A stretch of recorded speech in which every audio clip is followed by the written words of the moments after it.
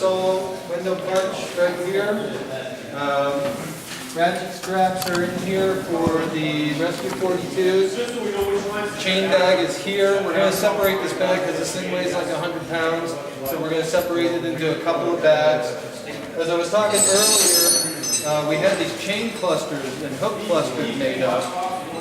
Clinton Weaver, our lieutenant, and I, we both went to the tool time class down that was put on in Eugene, and one of the great things we saw was these chain clusters. So we can be catching purchase points anywhere around the frame and in the car, you know, and they're really good for stabilization. This is a hook cluster, but we also have a full chain cluster, a couple of chain clusters as well. So we have these that we can use for both sets, both sides of the car. We also carry a come along in here. It's not a heavy duty one. We will be getting a heavier duty one. It's just a basic one. But we can use that also for stabilization if we need to. We can just spike the ground, hook up the come along to the frame, and we can get a purchase stabilization point with that as well. The Rescue 42s are here. This is a ram base. For if we're going to need to use the ram to do a dash roll, we put this down into the B post, bottom corner of the door, and you have several points to use the ram off of that you're not going to be tearing the door metal out as you're trying to roll that dash out. We have snips here for taking out the battery, and then regular structural hand tools. The last compartment here of the tray, where our power unit is. We do have two tarps in here for staging of our tools. We carry two hose lines. This is an older system.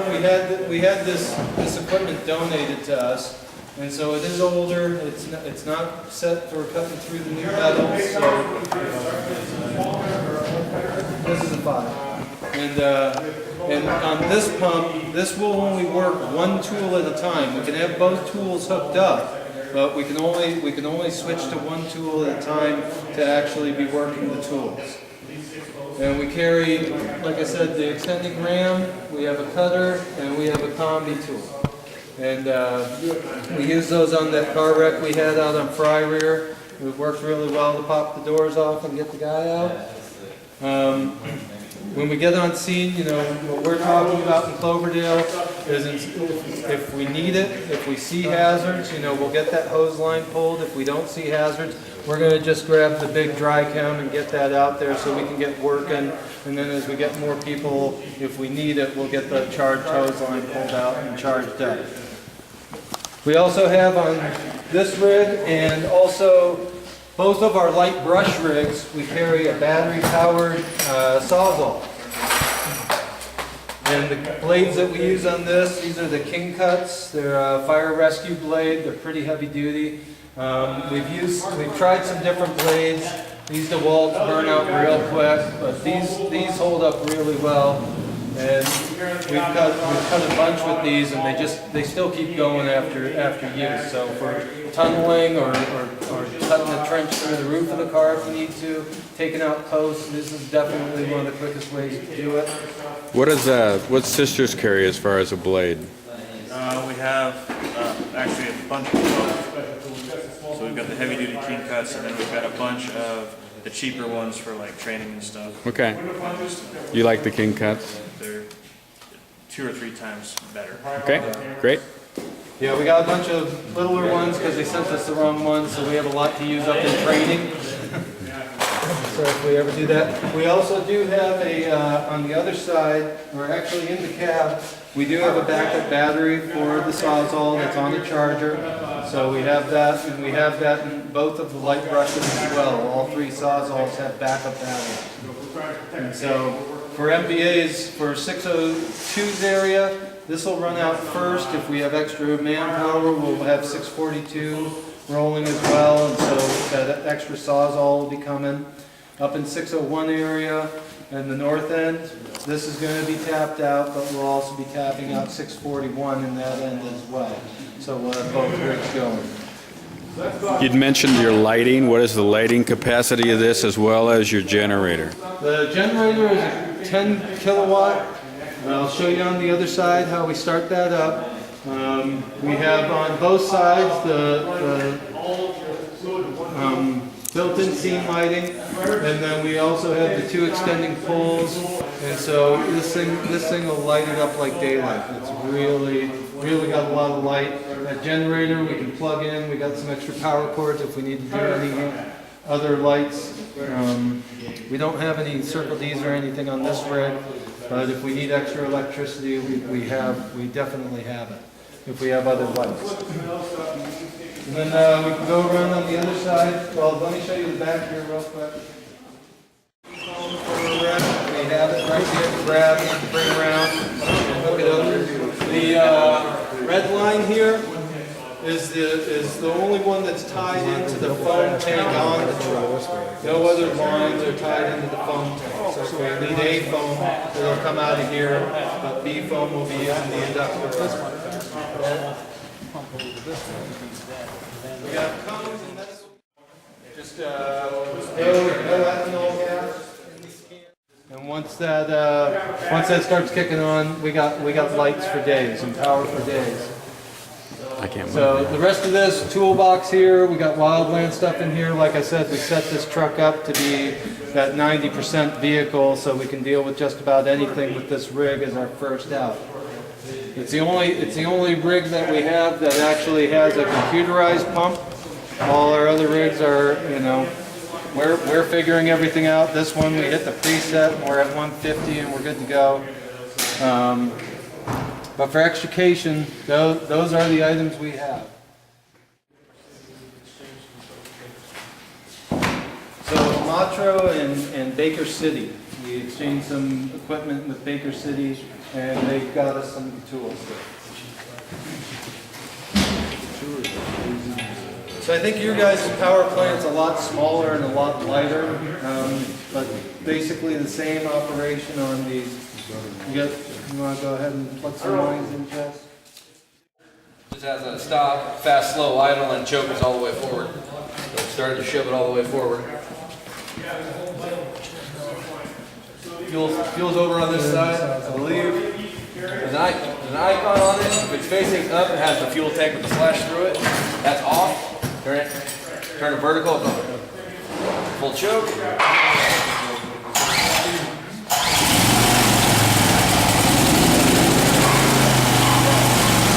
About a medium idle. If you're running it full, you want to be at a full idle, obviously, but if you're just at staging, you can put it on a slow, medium idle, but as soon as you want to start using them, kicking up to high, and everything works just great. Make sure this lever, if you are connecting or disconnecting, is in the center position. You push it, you select which hose you want it to by going one way or the other, put it to the center, that kicks the pressure off of those hoses. Yeah, otherwise you're going to not be able to get those disconnected at all. If you have a tool that's loaded under pressure, can you switch to a different tool and make a disconnection and plug another tool in? You can. As long as it's neutral. Yeah, if you're in the center position, well, in fact, if you're on the other hose, you can disconnect the hose. if you're running this hose over here, you can go ahead and do anything you want with this hose. If that tool is loaded though, it won't collapse when you Okay, switch so over. say if you're already plugged in. That's what I'm saying. So like say you do a dash roll, okay, you need to leave your spreaders in there and get another purchase point. Can you disconnect that tool, unplug it without the tool collapsing under it? I believe this does, but I will try. Yeah, I'm not sure. Okay. That's one I haven't tried yet. So I'll test it out and let you know. Yeah. Well, that's why I like, the idea. I mean, if we have to ram it, we will, and we have the tools to ram it. But the thing I hate about ramming is we're putting that ram right across where we're trying to access our patient most of the time. So to me, modified dash rolls are getting that ram in the center, cutting that stabilizing bar that's through the dash, and then we can actually push from the center and roll that whole dash out as well. And we're not blocking off our patient access in that doorway. Captain, what were you showing us there? hanging from, the tool that's right there on the, This is it's a release, so if you do have pressure on the hoses, you can release that center pin. okay. Just to let everybody know, the rest of this rig, it's got a 400-gallon tank on it. It's a 750 GPM pump. We do have a blitz fire, 2.5 on the back end. That'll get 250 to 500 if you're ever on a fire with us and you need that. We got 2 inch and 3/4, 200-foot pre-connects on the back. And then we have, I think it's 1,000 feet we put on a stretch hose bed. It's not like our other engines where we have a split between stretch and lay bed. This is all just a stretch. This is not going to go out of district. So if we do get called from mutual aid to Bend, we'll send 622. Yeah, in that mutual aid area for MVAs, this would be the one to go. We did talk to them and they are okay with this instead of the Type 1. We got Captain Carnes here. So what does Black Butte carry as far as extrication equipment? Carry a full complement. 872, our first out medic, has, we don't carry Rescue 42s, we carry the Rescue struts. And then we have a complement of airbags, cribbing, and then all the tools of the company. And then 821 carries the same. So either one of our rigs has a full complement on it. Do you have battery powered or hardwired sawzalls? Both. Okay. And the same blades that everybody else is carrying? So everybody's kind of, got different versions of the same basic set. The only thing that's different with us is we carry a little bit more chains than the rest of the folks, just because we still do quite a bit of chains.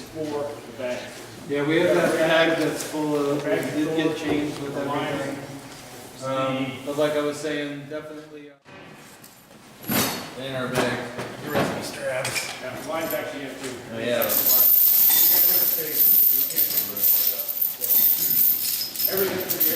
One of them lives 20 feet. We do have the adapter head also for spinning that up.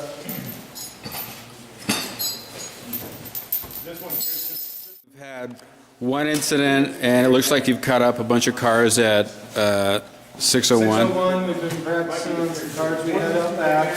We've had one incident so far that we successfully extricated a patient, got him on life flight to the hospital.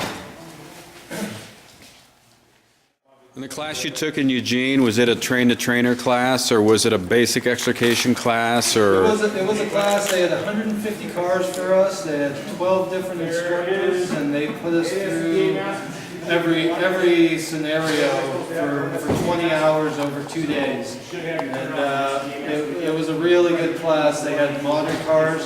They had some Subarus, some Volvos, so we could cut those apart and really look at what those B posts and A posts are looking like.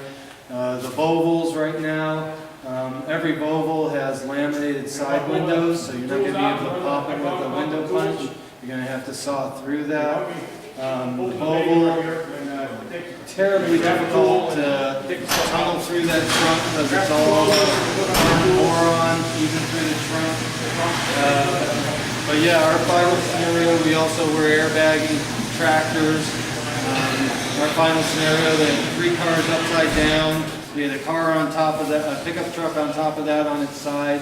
And of course our patient was in the middle crushed car in between all of them. So we actually came up with 3 plans. We always want to have an A, a B, and a C plan depending on how things are going. So we came up with 3 plans and we actually executed all 3. And our third plan was actually the best. Instead of tunneling through the trunk, which took us forever to get into that passenger compartment, we actually came down the side, popped the door, spread it out, and we actually clamshelled the bottom of the car to get to the patient inside. And it was actually quicker than tunneling through. But yeah, it was a great class. If anyone ever gets a chance to go to it, it's the tool time class that the Gaston Fire Department puts on through Eugene. And it was a really great